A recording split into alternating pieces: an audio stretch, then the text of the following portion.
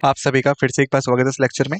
तो जैसा कि हम जानते हैं कि हम कवर कर रहे हैं प्रीवियस ईयर क्वेश्चंस को वेरियस टॉपिक्स के, और बेसिकली हमने सिविक्स पार्ट को कवर कर लिया। इस लेक्चर में हम स्टार्ट करेंगे इकोनॉमिक्स को। ओके। और जैसा कि हम जानते हैं कि इकोनॉमिक्स जो है वो one of the major subjects है, या फिर आप कह सकते हैं सिग्निफिकेंट सब्जेक्ट है जब ये बात आती है कॉम्पिटेटिव एग्जाम्स की। ऑलराइट, तो आइए शुरू करते हैं सेशन को। यहाँ पे कुछ चीजें जो है सेम रहेंगी। पहला कि जो टॉपिक है उनको हम रिवाइज करेंगे। सेकंड, हम कुछ न्यू टॉपिक्स को ढूंढेंगे जहां से हम कुछ नया सीखेंगे। उसके पश्चात हमारा जो टाइम पीरियड रहेगा 40, 30, 20 और 15 सेकेंड्स का, ऑलराइट, वो सेम रहेगा। तो यानी बात हुई कि जो लेक्चर है ये बहुत ज़्यादा एक्साइटेड रहेगा। अपना फुल फोकस रखिएगा यहाँ पे ताकि आपको गुड रिजल्ट्स मिलेंगे। ओके, तो आइए शुरू करते हैं इस लेक्चर को। तो फर्स्ट क्वेश्चन है हमारा, फॉर्मलाइज सिस्टम जो होता है ट्रेडिंग एग्रीमेंट्स का विद ग्रुप्स ऑफ कंट्रीज, उसको हम किस नाम से जानते हैं? Trading blocks, trade ventures, trade partners, या फिर ट्रेडिंग ऑर्गेनाइजेशन। ऑलराइट, 40 सेकेंड्स आपके पास सोच कर आंसर करने के लिए टाइम शुरू होता है अब। 1, 2, 3, 4, 5, 6, 7, 8, 9, 10, 11, 12, 13, 14, 15, 16, 17, 18, 19, 20, 21, 22, 23, 24, 25, 26, 27, 28, 29, 30, 31, 32, 33, 34, 35, 36, 37, 38, 39, 40, times up. So correct answer है ए, ट्रेडिंग ब्लॉक्स।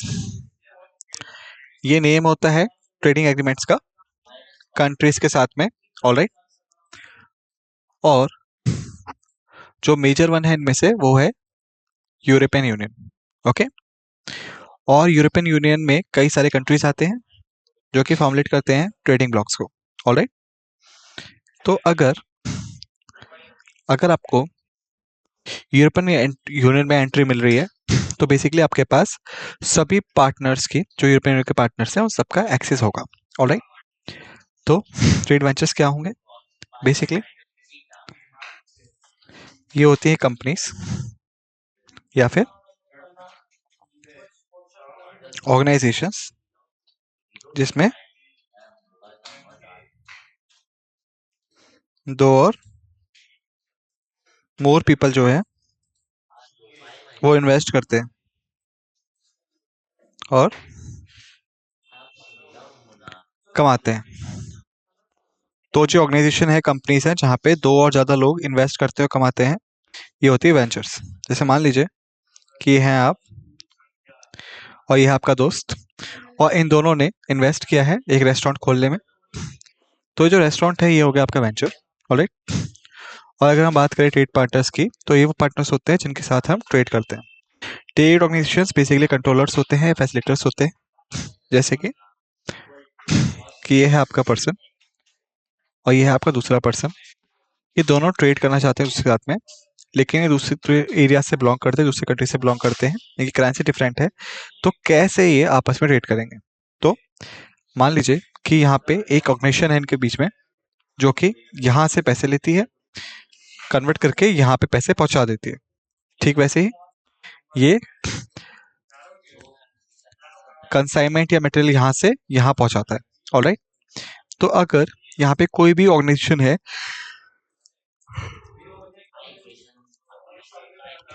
तो वो होती है ट्रेड ऑर्गेनाइजेशन, यानी जो यहाँ से यहाँ और फिर यहाँ से यहाँ जाएगी। ऑलराइट, अब चलिए आगे चलते हैं। सेकंड क्वेश्चन हमारे पास है कि डिप्रेशन जो है वो फॉर्म्ड होता है due to deflation action of winds, उनको हम किस नाम से जानते हैं? प्लाया, सियाटंग, वेंटिफैक्ट, सेंटेंस। बेसिकली ये ज्योग्राफी क्वेश्चन है। ऑलराइट, ये इकोनॉमिक्स क्वेश्चन नहीं है, लेकिन ये एक सरप्राइज है आपके लिए, तो अब आपको आंसर देना है। 20 सेकेंड्स आपके पास सोच कर आंसर करने के लिए। आपका टाइम शुरू होता है अब। 1, 2, 3, 4, 5, 6, 7, 8, 9, 10, 11, 12, 13, 14, 15, 16. Times up. So correct answer है यार्डांग। ऑलराइट, अब फिर से आपके पास इकोनॉमिक्स क्वेश्चन है कि इनमें से कौन सा जो है वो मेथड नहीं है एस्टिमेट करने के लिए नेशनल इनकम को। एक्सपेंडिचर मेथड हो गया, प्रोडक्ट मेथड हो गया, मैट्रिक्स मेथड हो गया, या फिर इनकम मेथड हो गया। ओके, 30 सेकेंड है सोच कर आंसर करने के लिए। 1, 2, 3, 4, 5, 6, 7, 8, 9, 10, 11, 12, 13, 14, 15, 16, 17, 18, 19, 20, 21, 22, 23, 24, 25, 26, 27, 28, 29, 30। Times up. तो अगर हम बात करें आंसर की तो आंसर है सी, मैट्रिक्स मेथड हो गया। ये इंक्लूडेड नहीं होता आपका कंपटीशन ऑफ नेशनल इनकम है। तो बेसिकली नेशनल इनकम क्या होती है आपकी? ये होता है आपका टोटल अर्निंग जो कि हर एक इंडिविजुअल के द्वारा की जाती है नेशन के,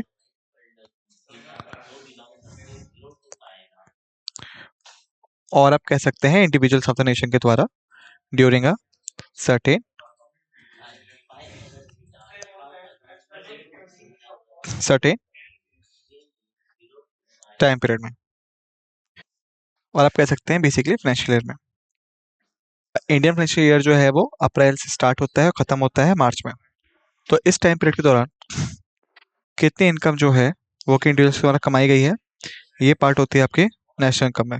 ऑलराइट, तो यदि हम बात करें एक्सपेंडिचर मेथड की, तो अजम्पशन जो है इसके पीछे बहुत सिंपल है कि जितना खर्चा हुआ है लोगों के द्वारा इस सर्टेन टाइम पीरियड में, वो होगी टोटल नेशनल इनकम। ओके, और एनआई। तो अगर आप स्पेंड करते हैं किसी पे, तो यानी आप पैसे कमा रहे हैं कहीं से। ऑलराइट, तो इस तरीके से अगर आप खर्च कर रहे हैं कहीं पे, तो इसका मतलब हुआ कि मान लीजिए अगर आप 1000 रुपये 100 रुपये कमा रहे हैं और आपने 20 रुपये बचाए, तो ये आपका टोटल हो गया 120 पैसा। ओके, तो ये ओवरव्यू है, एग्जाम्पल है। और यदि हम बात करें प्रोडक्ट मेथड के बारे में, तो मान लीजिए अगर आप प्रोड्यूस कर रहे हैं कुछ, तो आपको उस पर इनकम मिल रही होगी इस पे। यानी मान लीजिए कि आपने 100 यूनिट्स बनाई और इसका प्राइस है 20,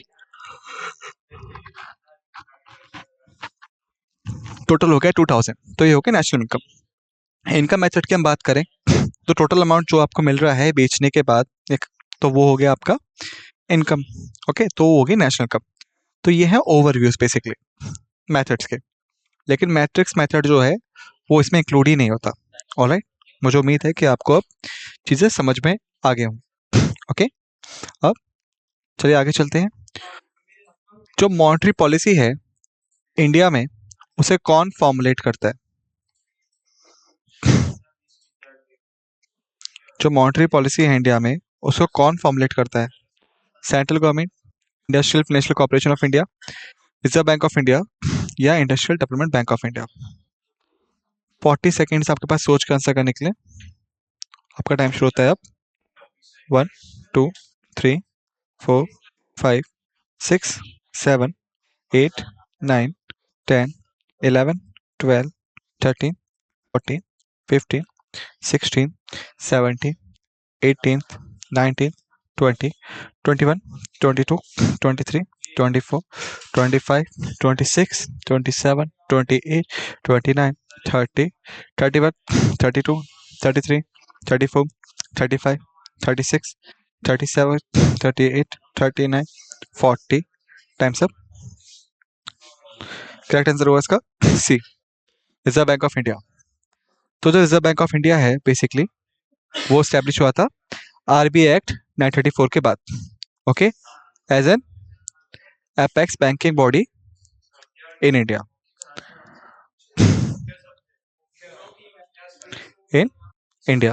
ऑलराइट, और यदि हम बात करें आरबीआई के हेडक्वार्टर्स के बारे में, तो हेडक्वार्टर्स हैं इसके मुंबई में। ऑलराइट। तो बेसिकली अगर हम बात करें फिजिकल पॉलिसी के बारे में या मॉनेटरी पॉलिसी के बारे में, ऑलराइट, मॉनेटरी हो गया एंड फिजिकल हो गया आपका। तो अगर हम बात करें फिजिकल पॉलिसी के बारे में, तो इसको कौन बनाता है? इसको बनाता है ministry of finance. Ministry of finance, okay. और यदि हम बात करें मॉनेटरी पॉलिसी को, तो इसको कौन बनाता है? इसको RBI, reserve bank of India बनाता है। ऑलराइट। तो फिजिकल पॉलिसी जो है, शॉर्ट में इसको हम बोलते हैं एफपी। ये दिखाता है आपका टोटल एक्सपेंडिचर गवर्नमेंट का, alright, in respect of total revenue में। इसका मतलब हुआ कि कितना गवर्नमेंट ने कमाया और कितना गवर्नमेंट खर्च करने जा रही है वो, ऑलराइट। तो ये होता है फिजिकल पॉलिसी। ये न्यूट्रल भी हो सकती है, ऑलराइट। इसके पश्चात ये आपके डेफिसिट भी हो सकती है, और ये आपके सरप्लस भी हो सकती है, ऑलराइट। तो अगर हम बात करें इसके बारे में, तो जो न्यूट्रल फिनोमेना होता है बेसिकली वो होता है टोटल एक्सपेंडिचर इक्वल है टोटल रेवेन्यू के। जो अमाउंट है गवर्नमेंट एक्सपेंड करना चाह रही है वही गवर्नमेंट वापस कमाएगी। डेफिसिट जो है, टोटल एक्सपेंडिचर है वो ज़्यादा होगा टोटल रेवेन्यू से, ऑलराइट, यानी आप ज़्यादा खर्च कर रहे हैं लेकिन कमा कर रहे हैं। सरप्लस हो गया कि टोटल एक्सपेंडिचर जो है वो लोअर है टोटल रेवेन्यू से, यानी ये जो डेफिसिट वाला है ये एप्लीकेबल है इंडिया के केस में। तो अगर क्वेश्चन हमसे पूछे कि जो फिजिकल पॉलिसी है इंडिया की वो किस टाइप की है, तो याद रखिएगा वो डेफिसिट टाइप की है, ऑलराइट। जो सरप्लस कंडीशन है वो एप्लीकेबल है आपकी लेस डेवलपिंग नेशंस में, जहाँ पे जो गवर्नमेंट है वो ज़्यादा टैक्सेस लगाती है लोगों पे लेकिन उतना खर्च नहीं करती, ओके, हेल्थ पे, एजुकेशन पे या लिविंग स्टैंडर्ड्स पे, ऑलराइट। न्यूट्रल जो है बेसिकली मोस्टली मिलेगा आपको वेस्टर्न कंट्रीज में क्योंकि वो डेवलप्ड है, ऑलराइट। तो ये था आपका फिजिकल पॉलिसी के बारे में। नाउ अब जब हम बात करते हैं मॉनेटरी पॉलिसी के बारे में, तो बेसिकली ये होती है आपकी current flow of money, alright. और ये आपकी एक्सपेंशनरी भी हो सकती है और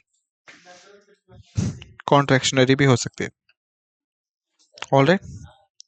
तो जो मनी सप्लाई होती है इकोनॉमी में वो forms a part of monetary policy, और ये होता है आपका रिजर्व बैंक ऑफ इंडिया द्वारा।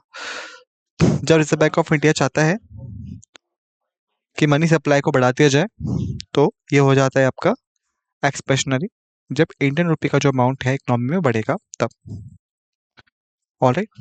तो ये हो गया एक्सपेंशनरी।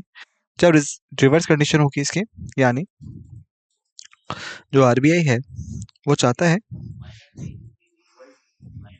कि कट डाउन कर दिया जाए इंडियन रुपी सप्लाई को मार्केट में, तो ये पार्ट होता है आपका कॉन्ट्रेक्शनरी का, ऑलराइट। मुझे उम्मीद है कि आपको चीज़ समझ में आई होगी। चलिए आगे चलते हैं। क्वेश्चन हमारे पास है, शॉर्ट टर्म गवर्नमेंट जो है, जो उसका सिक्योरिटी पेपर है उसे हम क्या कहते हैं? शेयर, डिवेंचर, म्यूचुअल फंड या ट्रेजरी बिल। इस क्वेश्चन के लिए 20 सेकेंड से सोच के आंसर करने के लिए, और टाइम शुरू होता है अब। 1 2 3 4 5 6 7 8 9 10 11 12 13 14 15 16 17 18 19 20 20 times up. So correct answer हो गया इसका B, D sorry, treasury bill जो होता है वो है करेक्ट आंसर, ऑलराइट। तो अगर हम बात करें शेयर्स के बारे में, तो डिबेंचर, म्यूचुअल फंड, तो इन सब का मतलब क्या हुआ, ऑलराइट। सो मान लीजिए अगर यहाँ पे 100 रुपये, यहाँ पे 100 रुपये हैं और मैंने 100 रुपये को डिवाइड कर दिया टेन इक्वल पार्ट्स में, तो ये हो जाएंगे आपके 10 शेयर्स, ऑलराइट। तो ये होता है कॉन्सेप्ट ऑफ शेयर। जब सर्टेन अमाउंट जो है वो डिवाइड होता है कुछ सेवरल इक्वल पार्ट्स में, तो ये बन जाते हैं शेयर्स। और जो लोग इन शेयर्स को खरीदते हैं यानी मान लीजिए अगर 10 लोगों ने 10 शेयर्स खरीदे हैं तो वो बन जाते हैं आपके शेयर होल्डर्स। ओके। सिंपली अगर हम बात करें डिबेंचर्स के बारे में, तो डिबेंचर्स जो होते हैं वो भी सेम काइंड ऑफ थिंग होते हैं, लेकिन जो शेयर्स वर्सेस डिबेंचर्स हैं अगर हम उसके बारे में बात करेंगे तो याद रखिएगा, जो शेयर्स होते हैं वो हमेशा गारंटीड बैक होते हैं। ऑलराइट। डिबेंचर्स जो हैं जनरली वो नहीं होते, बैक बैक गारंटी नहीं होते हैं। ऑलराइट। तो ये था basic difference between the share and debenture. Okay. इसके पश्चात अगर हम बात करें म्यूचुअल फंड्स के बारे में, तो मान लीजिए कि 10 लोगों ने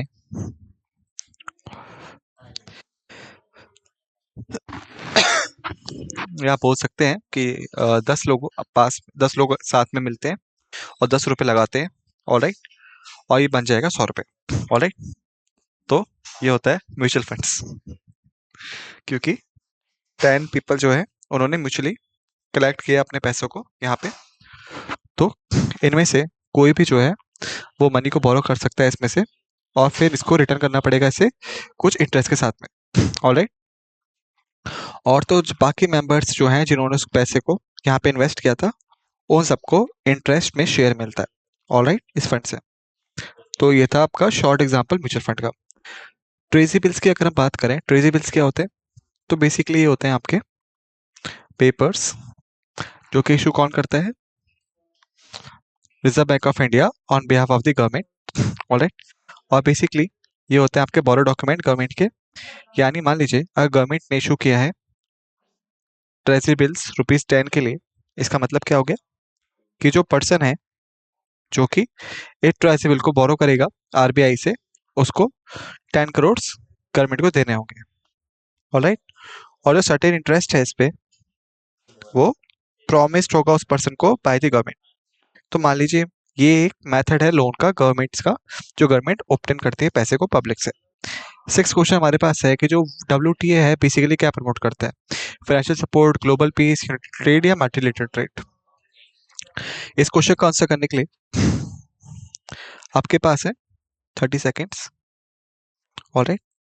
और टाइम शुरू होता है 1 2 3 4 5 6 7 8 9 10 11 12 13 14 15 16 17 18 19 20 21 22 23 24 25 26 27 28 29 30। Times up. So the correct answer है डी। ऑलराइट।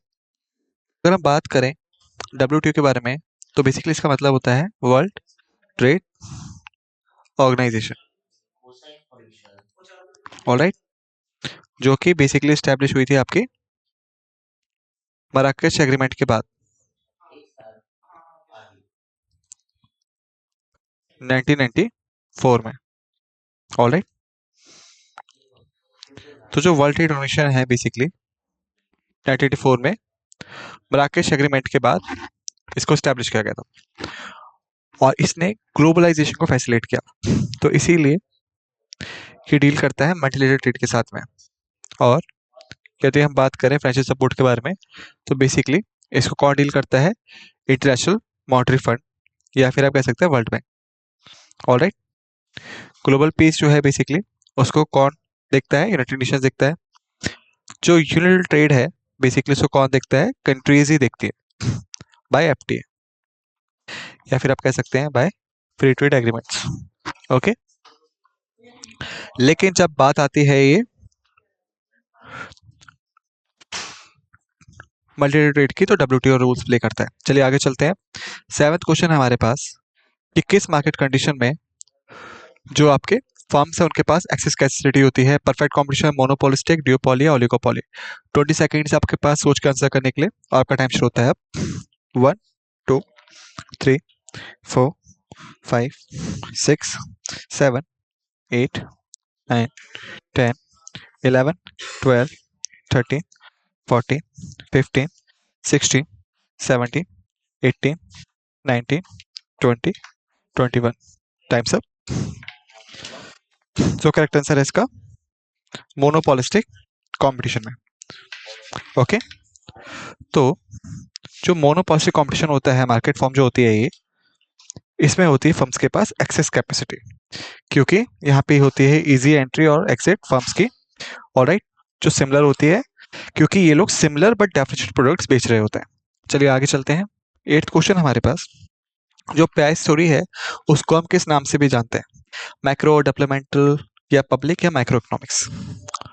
ओके, 30 सेकेंड है सोच के आंसर करने के लिए, और आपका टाइम शुरू होता है 1 2 3 4 5 6 7 8 9 10 11 12 13 14 15 16 17 18 19 20 21 22 23 24 25 26 27 28 29 30। The times up. सो जो करेक्ट आंसर है वो है डी। करेक्ट आंसर है डी। ऑलराइट, सो बेसिकली अगर हम बात करें प्याज थ्योरी के बारे में, तो ये होती है कंडीशन इक्विलिब्रियम की। ऑलराइट, सो इक्विलिब्रियम क्या कहता है आपका? बेसिकली इक्विलिब्रियम कहता है कि अगर हम डिमांड फोर्सेस को और सप्लाई फोर्सेस को फ्री छोड़ दें, तो ये जो है मार्केट फोर्सेस बेसिकली वो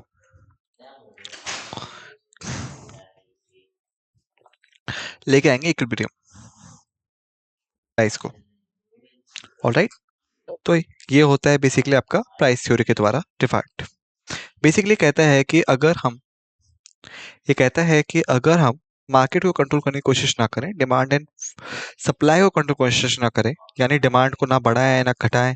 ऑलराइट, और ठीक वैसे ही हम सप्लाई को भी ना बढ़ाएं और घटाएं, तो बेसिकली क्या होगा कि अगर हमने फ्री छोड़ दिया मार्केट में, तो क्या होता है यहाँ पे कुछ समय पश्चात ये जो मार्केट फोर्सेस हैं ये लेके आएंगे इक्विलिब्रियम प्राइस को। इसका मतलब हुआ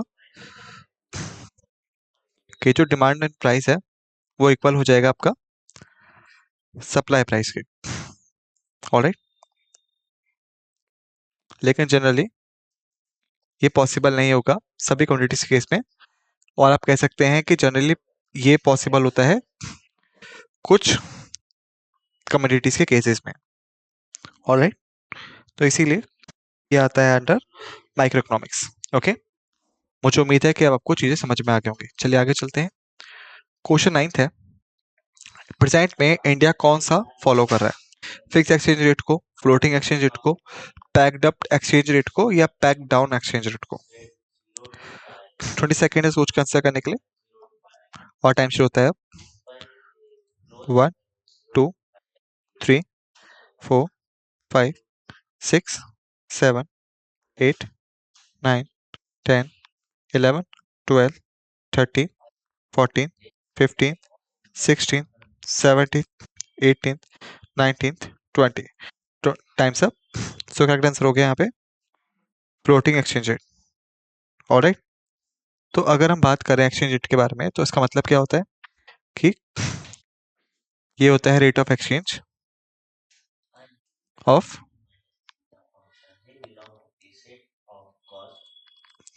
domestic currency with foreign currency के साथ में। ऑलराइट, तो ये होता है बेसिकली रेट ऑफ एक्सचेंज। जैसे मान लीजिए कि जो $1 है वो इक्वल हो जाएगा आपका 83 रुपीज के। ऑलराइट, तो ये होता है रेट ऑफ एक्सचेंज, मतलब कि अगर आप 83 रुपीज देंगे तो आपको मिलेगा $1, अगर आप $1 देंगे तो आपको 83 रुपीज मिलेंगे। ऑलराइट, तो ये होते हैं एक्सचेंज रेट। तो बेसिकली क्या होता है, ये जनरली डिपेंड करता है आपकी डिमांड पे और सप्लाई पे। तो अब आप पूछेंगे कैसे? मान लीजिए कि अगर डॉलर की जो सप्लाई है वो बढ़ जाती है मार्केट में, लेकिन जो डॉलर की डिमांड है वो लिमिटेड है। और अगर आप जानते हो कि जो लॉ ऑफ डिमांड को जो मैंने पढ़ाया था आपको, अगर डिमांड जो है वो लिमिटेड है या स्टैटिक है लेकिन जो सप्लाई है वो बढ़ रही है, तो जो प्राइस है या वैल्यू है वो डाउन हो जाएगी। ठीक ऐसा ही यहाँ पे होता है डॉलर के साथ में। अगर उसकी डिमांड जो है वो बढ़ नहीं रही है लेकिन जो सप्लाई है वो बढ़ रही है, तो उसकी जो वैल्यू है वो फैल्स डाउन हो जाएगी। और यदि अगर इसकी सप्लाई भी इंक्रीज नहीं हो रही है लेकिन डिमांड इंक्रीज हो रही है, तो जो वैल्यू है वो हाई जाएगी। ऑलराइट, तो यहाँ पे दो कंडीशंस होते हैं बेसिकली, जिसके बारे में हमने यहाँ पे डिस्कस कर लिया है। फर्स्ट है फिक्स एक्सचेंज रेट। इसका मतलब हुआ कि हमने एक्सचेंज रेट को फिक्स कर दिया है और हम डिमांड सप्लाई के साथ डील नहीं करेंगे। सेकंड है फ्लोटिंग एक्सचेंज रेट के बारे में, यानी कि हम फिक्स नहीं कर रहे पर्टिकुलर रेशियो को, लेकिन हम डिमांड एंड सप्लाई को लेट आउट कर रहे हैं ताकि वो एक्सचेंज रेट को डिसाइड कर पाए। ऑलराइट, तो बेसिकली इंडिया फॉलो करता है फ्लोटिंग एक्सचेंज रेट को। आइए आगे चलते हैं। 10th क्वेश्चन हमारे पास, नेशनल इनकम जो है वो क्या है? नेट प्रोडक्ट मार्केट प्राइस पे, net national product factor cost पे, net domestic product market price पे, या net domestic product factor cost पे। ऑलराइट,